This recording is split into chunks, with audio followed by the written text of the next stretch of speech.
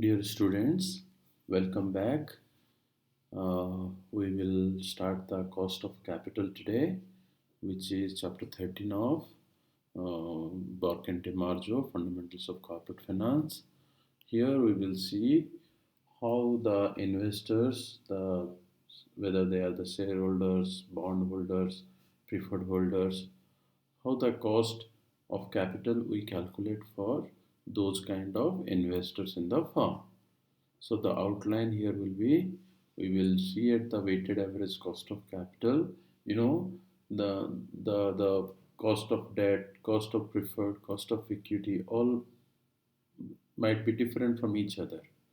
Then we have to calculate an average cost of capital. That normally we call as WACC, or weighted average cost of capital. So we'll discuss on that. Is this chapter you have discussed in other courses? So I have taken chapter 12, 13 here. Chapter 12 is talking about the calculation part.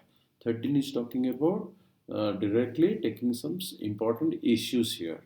So directly the weighted average cost of capital, we will have a first look on that. Then we will see the cost of debt and cost of equity capital, and some detailed analysis we will do there. We will make a second look at the WACC. After that, we will see WACC to value a project. So we will use the WACC in the valuation of a project.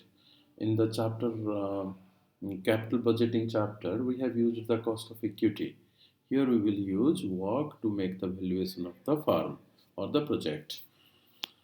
We will see the project-based cost of capital. For example, a company wants to acquire another company.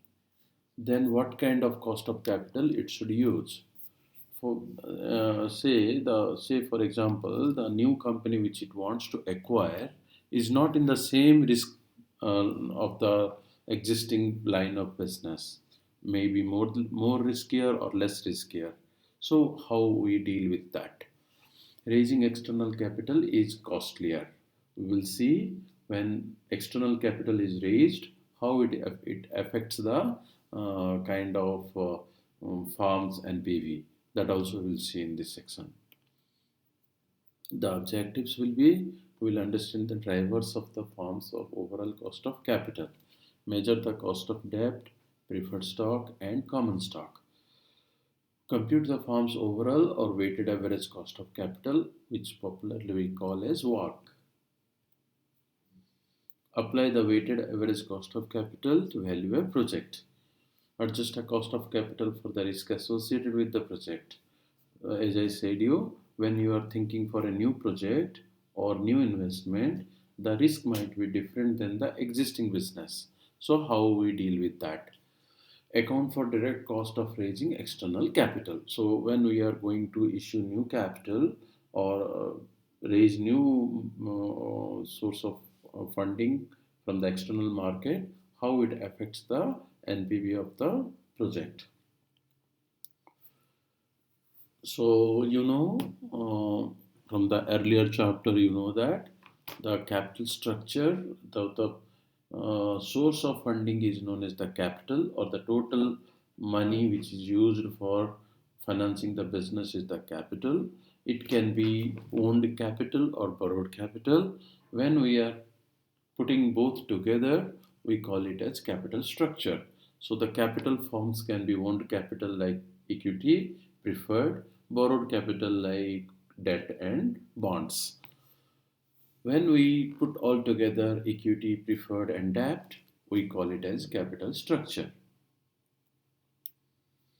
In a business, the financial position of a business is represented in the balance sheet. And in the balance sheet identity, we show the assets in one side, liabilities and equity in the other side. As per the GAAP guideline, assets are shown in the left hand side, liabilities and equities are shown in the right hand side. Now, assets are current assets and long term asset. Taken together, we get the total asset. Now, those total assets are funded by debt capital and preferred capital, equity capital. Most of the companies, they don't issue preferred. So overall we can say debt and equity mix we can have in a capital structure. But it is like some companies might go for preferred stock, then you will have debt, preferred and equity in the capital structure. Here are the capital structures given here. One is all equity firm like Facebook. The other is a debt equity mix like United Continental, where around 40% is debt and 60% is equity. And the middle one is a mix, a balanced one like Apple, which is having a very low debt and high equity firm.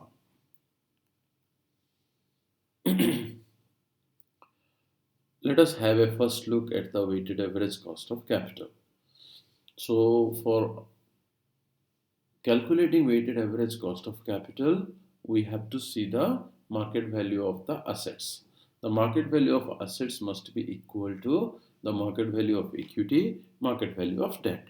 Or in other words, we can say the valuation of the company or the enterprise value of the company is equal to market value of equity plus book or market value of debt minus cash will be the enterprise value, or we can say market value of equity plus market value of debt is equal to market value of assets. So we will see a company's balance sheet can be either levered or unlevered. Here we have seen Facebook's balance sheet is purely unlevered one. There is no debt in the mix. So it is an unlevered company. Whereas United Continental is a fully levered company. So when there is a debt inside the capital structure, we call it as an unlevered, call it as a levered capital structure. And if there is no debt, 100% equity, we call it as an unlevered capital structure. So how we, if it is an unlevered firm like Facebook, the weighted average cost of capital is too simple. Why? Because the debt is not there. Debt is not there means the cost of debt multiplied by weight of debt will become zero. Therefore, in an unlevered firm like Facebook, we can find the WACC of Facebook is equal to cost of equity of Facebook, because there is no debt in the company existing. So WACC is equal to cost of equity. But question arises like United Continental or Apple, where more or less debt existing in the business. There is a debt inside the capital structure. Apple has less debt, United Continental has more debt, but debt is existing in the capital structure. When debt is existing in the capital structure, then WACC can be calculated, of course, pre-tax. Post-tax we will see later on. The pre-tax WACC can be calculated as the fraction of firm value financed by equity multiplied by cost of equity. Similarly, plus fraction of firm value financed by debt multiplied by cost of debt. So here in United Continental or Apple, we have debt, we have equity. Therefore, fraction of firm value financed by equity multiplied by cost of equity plus fraction of firm value financed by debt multiplied by cost of debt is equal to the cost of the capital for the whole assets. Here is an example to make you clear. Say 60% is equity, 40% is debt, like United Continental. In United Continental, if you see, you will find around 60% is equity, 40% is debt. So taking that in mind, I have written here capital structure with 60% equity, 40% debt. Say for example, cost of equity for the company is 12%, cost of debt, of course, pre-tax 8%. The tax rate the company is paying is 35%. Now calculate the WACC for the company having 60% debt equity and 40% debt. Simple, the formula we have seen in the previous slide. What is that? The weight of equity multiplied by cost of equity plus weight of debt multiplied by cost of debt. Here 60% is the weight of equity and 12% is the cost of equity. So 60% multiplied by 12% plus 40% is the weight of debt, 8% is the cost of debt, 40% multiplied by 8% comes as 10.4%. So if the cost of capitals are equivalent for United's the same like 12 and 8%, then the work of United will be 10.4% pre-tax. If you want to take the post-tax effect of debt, then what you do? Simply cost of debt multiplied by 1 minus tax rate. Then what will be the work post-tax? Weight of equity, cost of equity plus weight of debt multiplied by post-tax cost of debt. Post-tax cost of debt is equal to pre-tax cost of debt multiplied by 1 minus t. Using the values, we got as 9.28 as the post-tax work of the company. Now, for getting the net income, of course, unlevered, EBIT.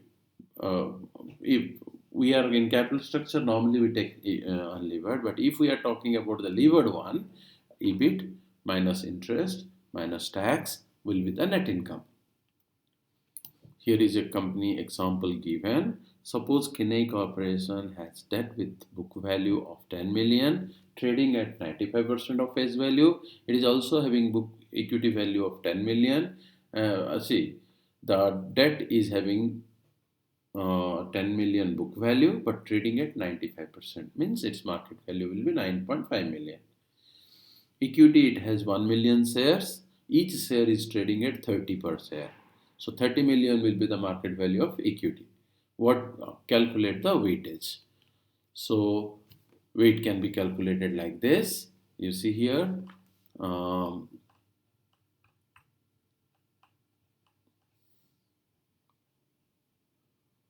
Yeah, here is 60%.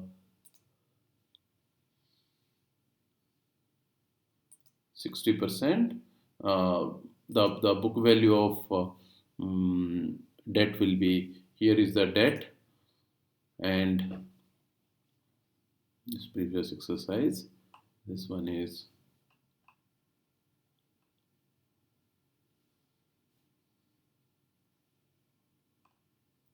it has not been done, this one.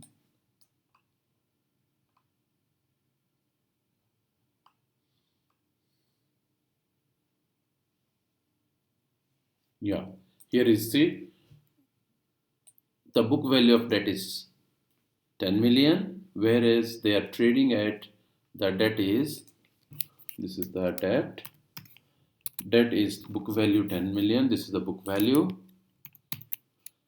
and traded at 95%, therefore the market value will be equal to 9.5 million, and the book value of equity is equal to, book value of equity is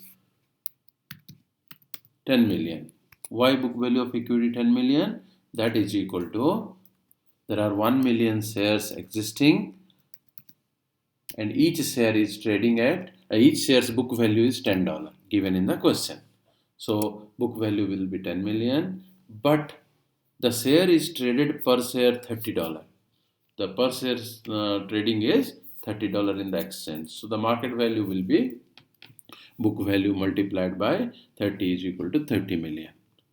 Now total market value of the company became 30 million plus 9.5 million is equal to 39.5 million. Now question is, what is the weightage? Weightage is equal to, this is the weightage. Weights in the capital structure. The debt is 24.1% and equity is 75.9%. So this is the way we calculate the weightage. Alright, now let us go to the 13.2, which is talking about cost of debt and equity capital. Cost of debt, normally we can use the YTM or other methods are also available. If we take the YTM, it is the yield that bond purchasers would earn if they held the debt till the maturity. and received all the payments as promised. So when you are talking about a bond, you buy the bond at the current price, hold it till the maturity, and in this process you get coupons during the life of the bond, and end of the bond you get the principal or face value returned from the company. Therefore, the cash flows of the company will be the coupons plus the principal repayment, and the price which you are paying is the current value you are paying for the bond. If you are paying for this bond, you are getting these cash flows in future. Therefore, the present value of those cash flows equal to the purchase price at the YTM. So YTM is the yield which the investor gets if he holds the bond till the maturity. So it can be used as the estimate of the firm's current cost of debt, the yield that investors demand to hold the firm's debt, new or existing one. Existing one means the current bondholders. Taxes and cost of debt, as we have seen in the previous example, we have taken an example here where post-tax means pre-tax cost of debt multiplied by 1 minus tax. Therefore, the post-tax cost of debt is equal to pre-tax cost of debt 1 minus tax rate.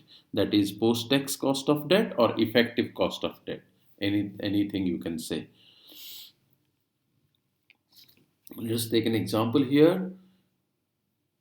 You see, YTM, if take as cost of debt, YTM is a public document in the bond quotation of General Electricals. You can get the YTM. So the YTM quoted by General Electricals debt is 1.98%.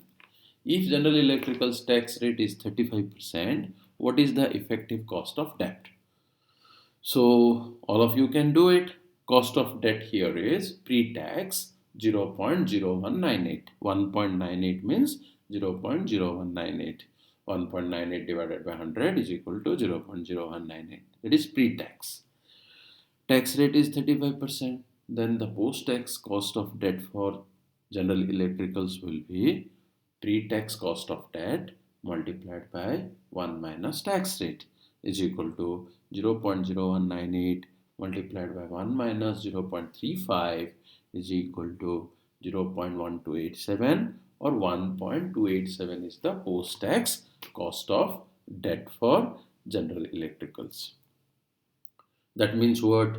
If General Electricals borrows 1000, it pays 1.98% to the bondholders.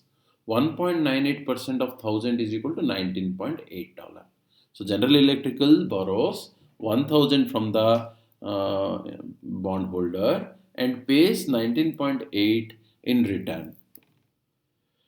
Because this 19.8 is shown before the tax payment, the company gets tax benefit on this. How much? 35%. So every dollar interest paid, 35 cents gets back as tax rebate. Therefore, the tax rebate the company gets on 19.802 is equal to 19.802, because it pays 19.802 on each bond. 35% of that it gets tax benefit. So $6.93 it gets the tax benefit from each bond. So what is the net calculation then? On each bond of 1000, General Electrical pays 19.8 as the interest.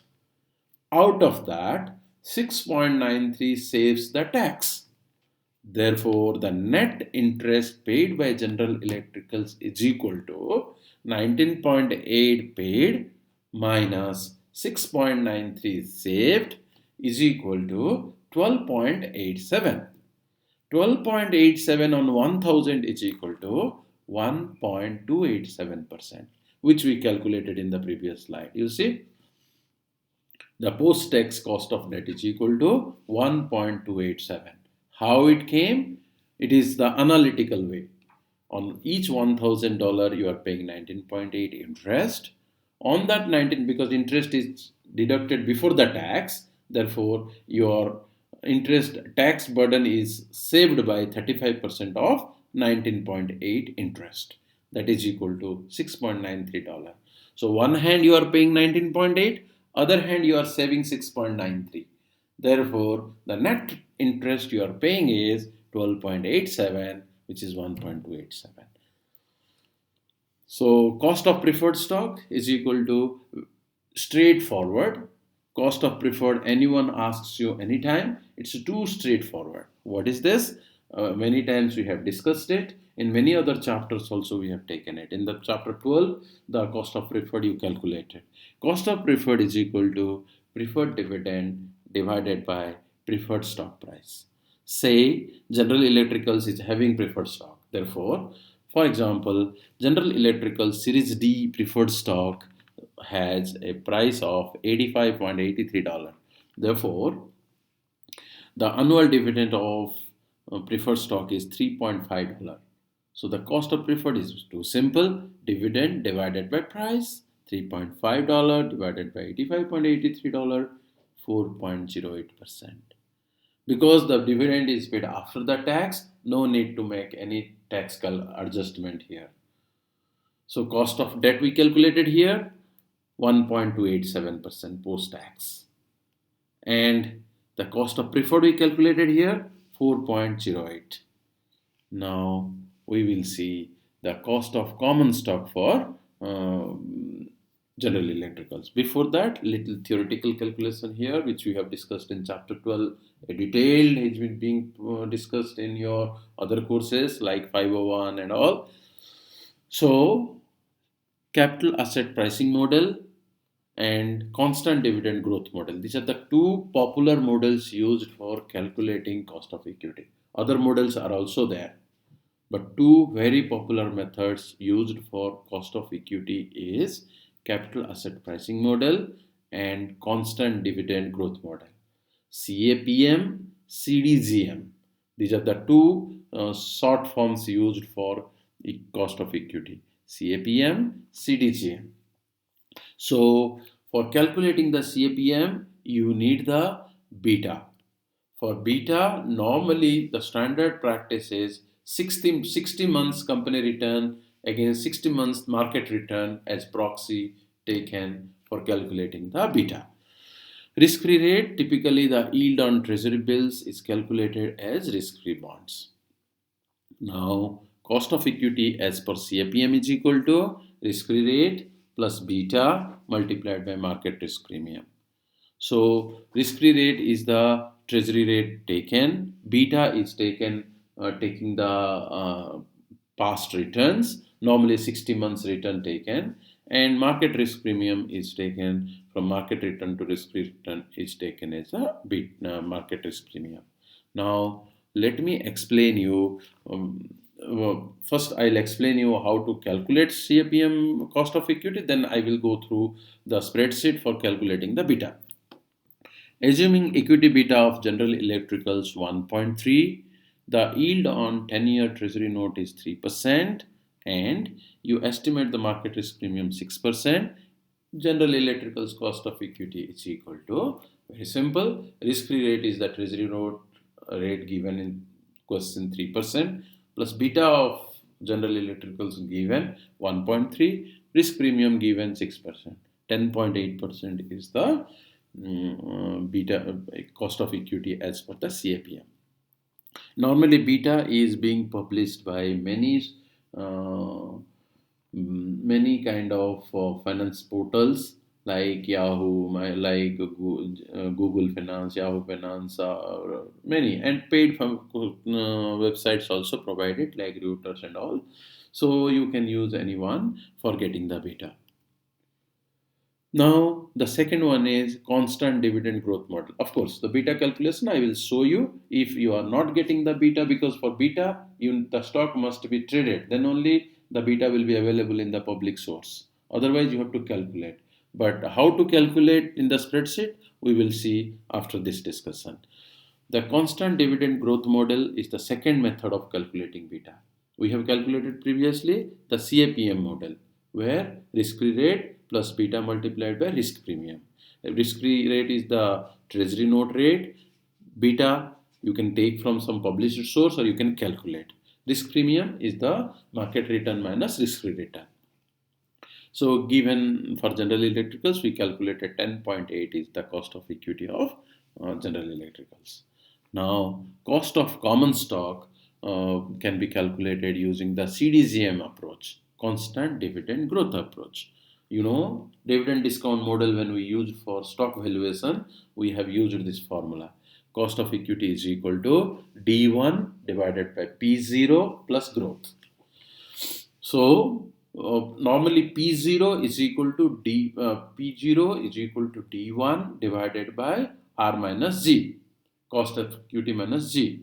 If you change the side, you will get cost of equity is equal to D1 by P0 plus G, or G is equal to cost of equity minus D1 divided by P0. All these are the extension of the main formula. The main formula is P0 is equal to D1 divided by K minus G or R minus G. Using this formula, cost of equity is equal to D1 divided by P0 plus growth.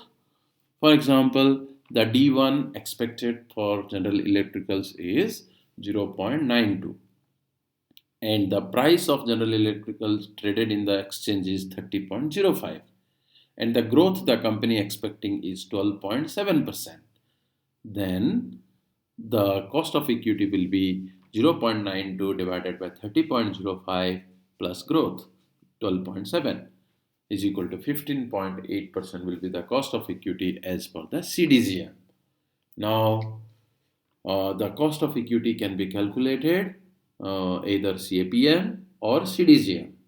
CAPM inputs are beta, risk-free rate, market risk premium, as we have calculated for General Electricals here. Beta, risk-free rate, beta, risk premium. These three things are the input for CAPM. And assumptions are estimated beta is correct, market risk premium is accurate, CAPM is a correct model. These are the assumptions we do. CDGM, current stock price, expected dividend next year, future dividend growth rate. So the current stock price, expected dividend next year, and use what formula we used for CDGM?